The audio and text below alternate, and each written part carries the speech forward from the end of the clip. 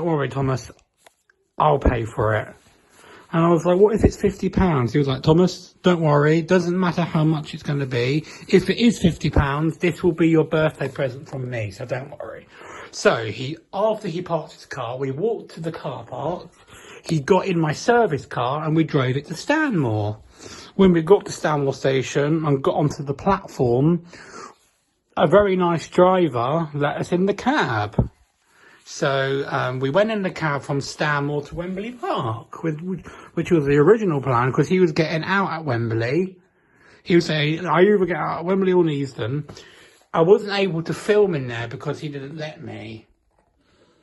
But maybe next time I'll sneakily video inside the cab, or I'll ask the driver, because just because that driver says no doesn't mean all drivers will say the same. So we arrived at Wembley Park and Ian came in. Not Ian Duffy, a different Ian. And Dad asked him, is the Metropolitan line working tonight to Aldgate, Ian? He was like, yeah, full house. So then he said, can we ride this all the way to Green Park with you? He was like, yeah. So we did. And then the Stanmore driver got off at Neasden. And then Ian took us all the way to Green Park, and he was talking about a spad. He was like, one day, I got told off, and I said, why am I in here?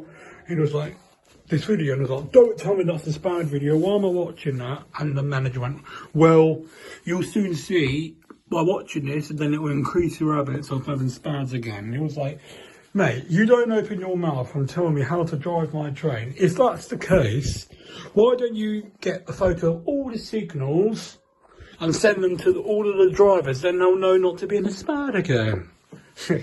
I chuckled at that. And eventually we got to Finchley Road and went underground, and then we got to Baker Street, and then soon enough we pulled into Green Park.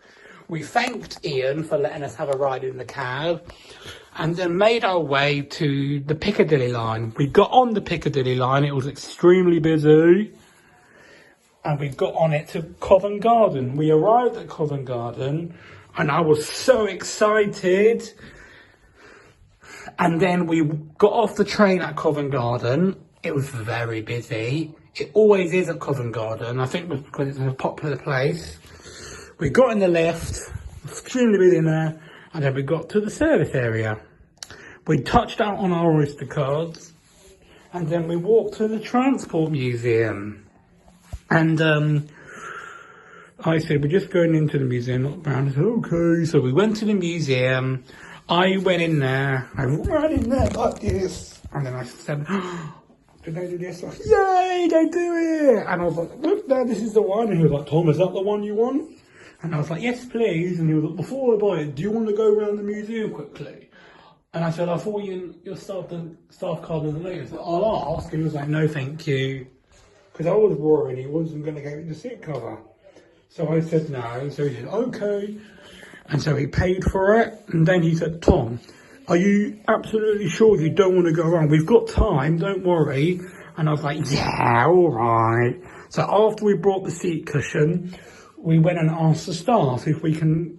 And Dad was like, I used to work on the underground. Do I still get discount? The lady was like, yeah, you do. And and there was a cushion there, an actual sofa of the underground, and they had samples, and they had this sample as well. And I asked her if I can have the sample. She was like, no.